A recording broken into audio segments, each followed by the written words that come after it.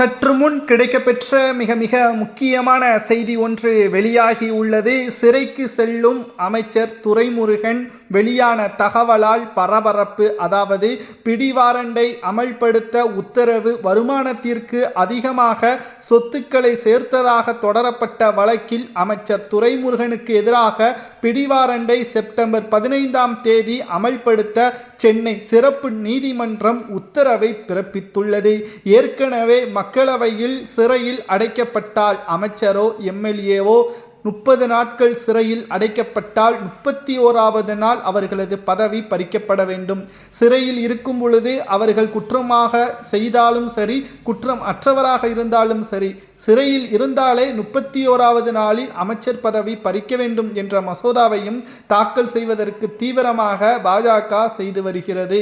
இந்த நிலையில் அமைச்சராக இருக்கக்கூடிய துரைமுருகன் சிறைக்கு சென்று விட்டால் நிச்சயமாக தமிழக அரசியலில் மிகப்பெரிய ஒரு மாற்றமும் ஏற்படும். தற்பொழுது ஸ்டாலின் கூட தமிழகத்தில் இல்லை, ஜெர்மனியில் இருக்கிறார். திடீரென்று கைது நடவடிக்கை மேற்கொள்ளப்பட்டால் வயது மூப்பான துரைமுருகனின் நிலைமை என்ன?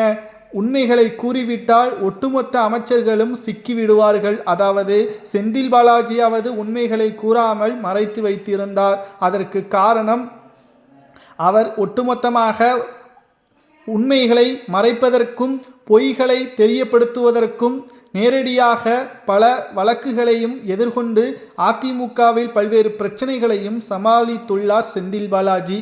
ஆனால் தற்பொழுது துரைமுருகனோ வயது மூப்பின் காரணமாக இருப்பதன் காரணமாக அவரால் அதிக அளவில் கேள்வியில் கேட்கும் பொழுது பதற்றத்தில் உண்மைகள் கூறுவதற்கும் அதிக அளவில் வாய்ப்புகள் இருக்கிறது. இதனால் எப்ப வேண்டுமானாலும் கைது செய்யப்படலாம் என்ற தகவலும் கிடைக்கப்பெற்றுள்ளது.